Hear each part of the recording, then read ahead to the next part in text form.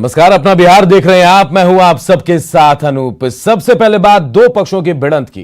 पूर्णिया के दमदहा में दो पक्षों में झड़प हुई है, जिसकी लाइव तस्वीरें सामने आई है। दोनों पक्ष लाठी डंडे लेकर एक दूसरे पर मारपीट करते नजर आ रहे हैं। मौके पर पहुंची पुलिस ने 4 लोगों को गिरफ्तार किया है। थाना प्रभारी ने बताया कि जमीन को लेकर दोनों पक्षों में मारपीट हुई है और इसमें 5 लोग जख्मी हुए हैं। उनका इलाज अनुमंडल अस्पताल में चल रहा है।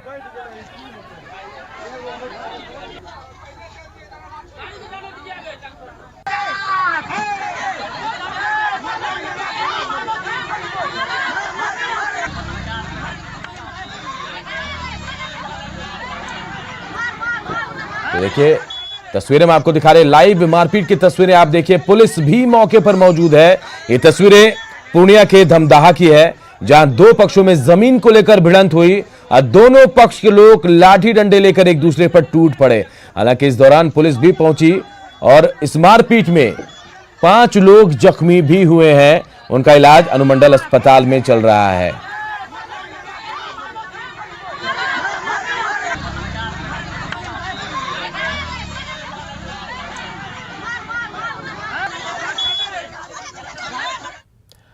आरा में हुए एक हादसे के बाद लोगों का गुस्सा फूट पड़ा। गाड़ियों पर जमकर तोड़फोड़ और आगजनी की गई। चांदी बाजार के पास आज एक बेकाबू ट्रक की चपेट में आने से उप मुखिया के पति की मौत हो गई। घटना के बाद मृतक के परिजन और स्थानीय लोगों ने यहां पर नाराजगी दिखाई। आक्रोशित हो गए लोग और ग्रामीणों ने आरा सहार मेन रोड पर आगजनी कर इसे जाम कर दिया। मृतक नरही गांव निवासी के रहने वाले हरिंदर सिंह थे।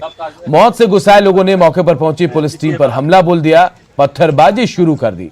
पथराव की घटना में चांदी थाने की पुलिस की एक गाड़ी को भी नुकसान पहुंचा है। कोइलवर थाना अध्यक्ष संजय सिन्हा सहित पुलिस के कई जवान के घायल होने की सूचना है। बाद में भोजपुर के एसपी हरकिशोर राय मौके पर पहुंचे और किसी तरह हालात पर काबू पाया गया।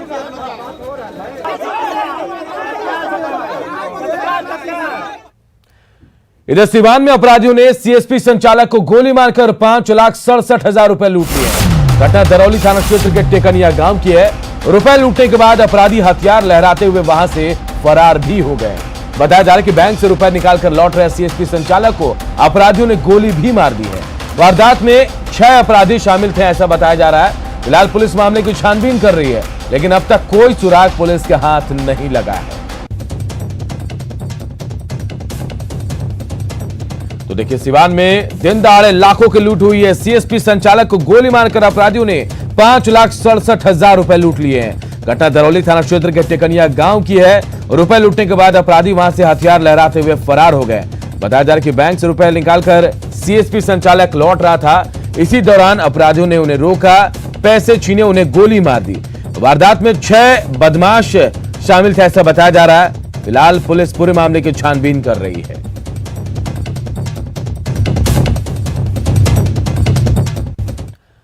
इधर लाख कोशिशों के बावजूद राजधानी पटना में नशे के सामान की स्मगलिंग जारी है। नारकोटिक्स कंट्रोल ब्यूरो की टीम ने पटना में छापेमारी कर करीब 6 क्विंटल गांजा को जब्त किया है।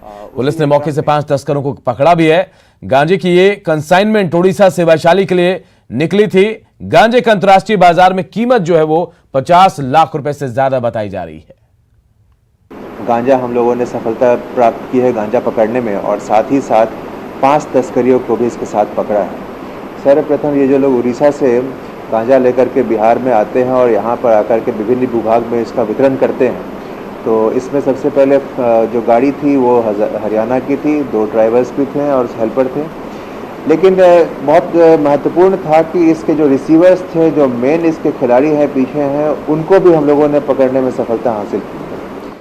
इधर सिवान से लापता छात्र का शव तालाब से बरामद किया गया। 4वीं क्लास का छात्र ऋषभ कल शाम से ही लापता था।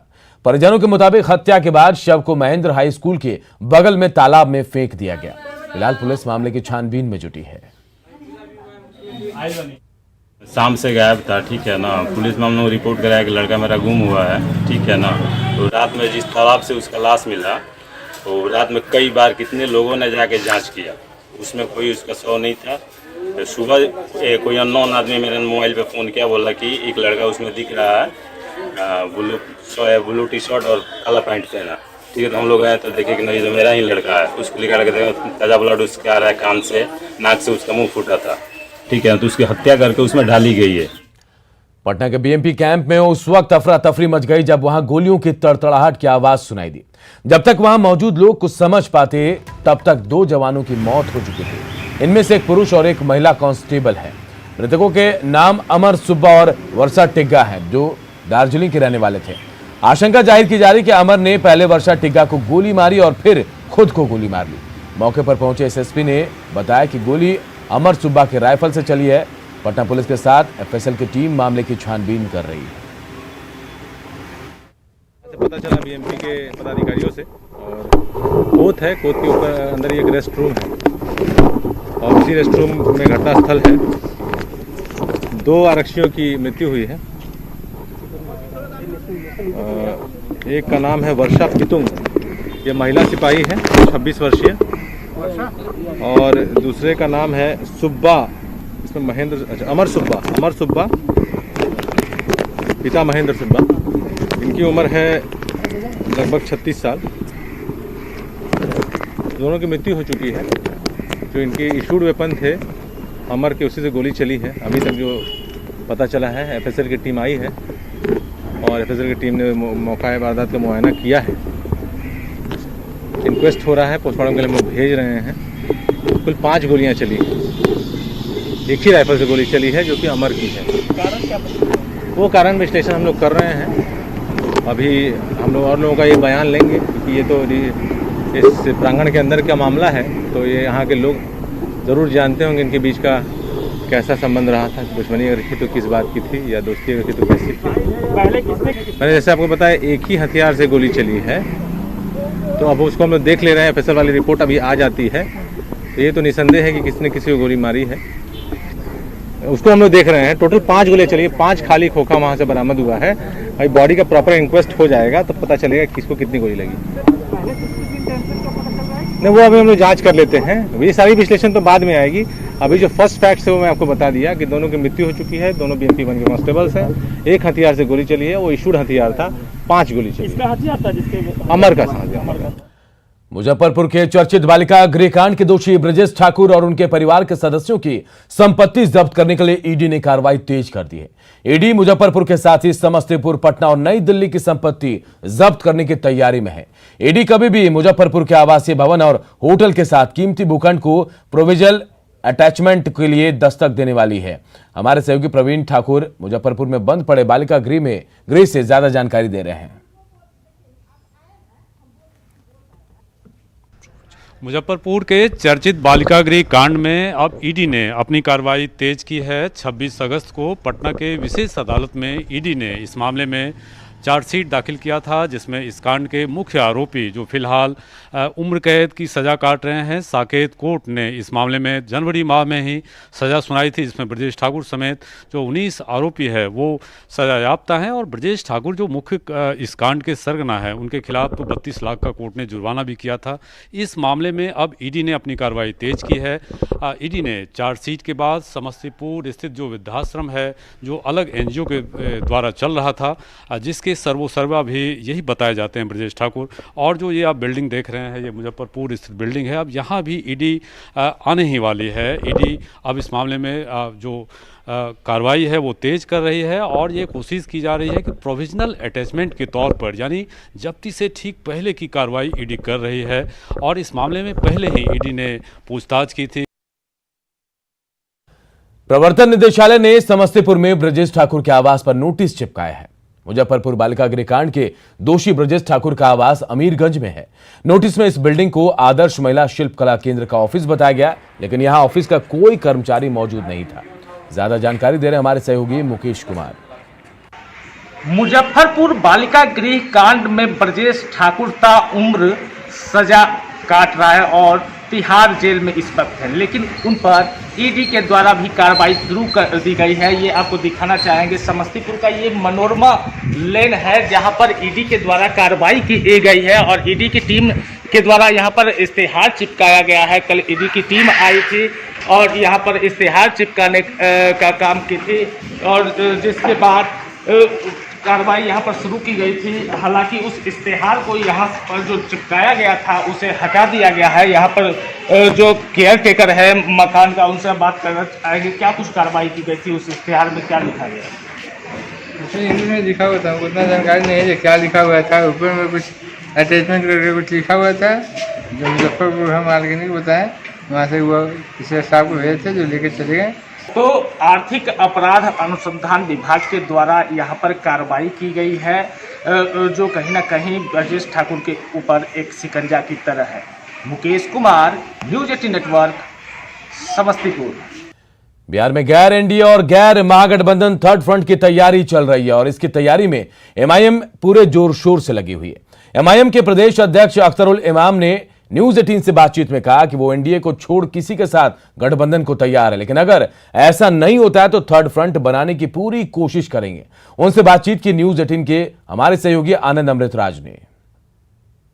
थर्ड फ्रंट में किसी से बातचीत हुई है? जीतन राम मांझी के बारे में चर्चा है कि उन लोगों से आप लोगों की बातचीत हुई, पप्पू यादव से बातचीत हुई? हमारी सिर्फ मांझी जी से नहीं बल्कि बहुत सारे और भी संगठनों से बात हुई है और ये बात हमारी चल रही है, बल्कि निर्णायक इस पर है। 2-4 दिन के अंदर में कोई नए फैसले की हम उम्मीद भी करते हैं। आप लोग वोट काटने के लिए कई सीटों पे अपने उम्मीदवार उतार रहे हैं। आप जिसके साथ गठबंधन की बात कर रहे हैं वो लोग भी आप पे आरोप लगाते हैं, एनडीए भी आरोप लगाते हैं। देखिए, हम आह भी करते हैं तो हो जाते हैं बदनाम, वो कत्ल भी करे तो चर्चा नहीं होता।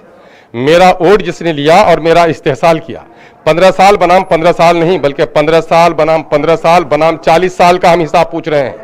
सचर कमेटी, रंगनाथ पिछड़ा, गोपाल कमिशन, आदरी की रिपोर्ट, तमाम सवाल तमाम रिपोर्टों में यही बात आती है कि मुसलमानों की हालत खराब है। बिल्कुल, सवाल तो आपने कांग्रेस पे भी हमला बोल दिया, तो फिर महागठबंधन से बात आपकी कैसे बनेगी? मैं कहता हूं कि कॉमन मिनिमम एजेंडा बनाया जा सकता है और कांग्रेस की बिहार में बहुत ज्यादा हैसियत नहीं रह गई है, वो पिछलग्गू है, इसलिए उसके साथ कोई जरूरी नहीं है। बड़ी दुश्मन ताकत से लड़ने के लिए छोटे छोटे शत्रुओं से भी कभी समझौता किया जा सकता है, वसूलों की बुनियाद पर और अपने वजूद को बाकी रखते हुए और अपनी हिस्सेदारी तय करते हुए। तो चलिए थे हमारे साथ अख्तरुल इमाम।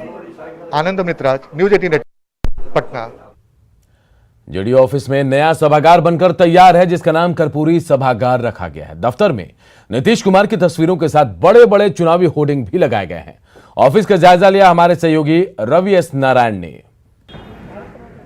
बिहार विधानसभा चुनाव से पहले जदयू का नया कार्यालय बिल्कुल बन करके तैयार हुआ है और उसकी एक बड़ी तस्वीर जो है, सबसे पहली तस्वीर हम आपको दिखाते हैं कि ये देखिए जदयू का जो नया कार्यालय है वो बिल्कुल तैयार है और इस सभागार का जो नाम है वो कर्पूरी सभागार रखा गया है।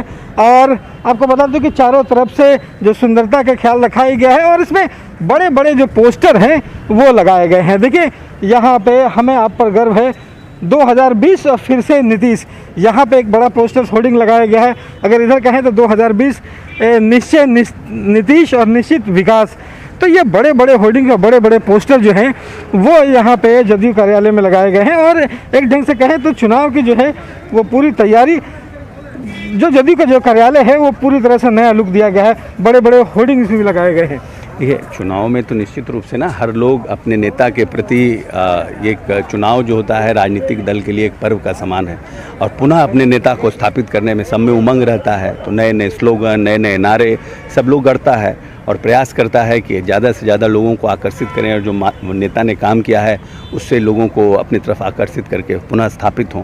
तो जो नया कार्यालय हम लोग देख रहे हैं कर्पूरी, वो नाम आप लोगों ने दिया है, सभागार के प्रतीक थे और उन्होंने पूरी राजनीतिक में एक नई शुचिता का प्रयास किया था। तो निश्चित रूप से कर्पूरी जी एक सर्वमान्य जिसको बोलते हैं नेता थे प्रदेश के, तो उनके नाम पे किया गया। तो ये सभागार जो है वो, चूँकि इसका जो उद्घाटन है वो भी कल होना था, लेकिन प्रणब मुखर्जी साहब के निधन के बाद इसे फिलहाल रोक दिया गया है। 6 तारीख के बाद इसका उद्घाटन होगा और यहाँ से 2020 की रणनीतियाँ बनेंगी।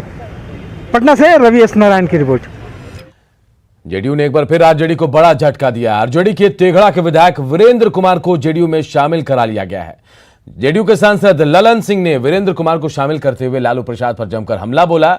अब तक आरजेडी के 7 विधायकों को जेडीयू ने अपने पार्टी में शामिल कराया है। के माननीय विधायक श्री वीरेंद्र कुमार जी ने जेडीयू की जनता दल यूनाइटेड की सदस्यता ग्रहण की है और पार्टी में और जनता दल यूनाइटेड परिवार में हम इनका स्वागत करते हैं, इनका अभिनंदन करते हैं और अब ये आज से इस परिवार के सदस्य हो गए। हम नीतीश जी के साथ रहे और नीतीश जी का साथ दिया और आज तक साथ दे रहे हैं।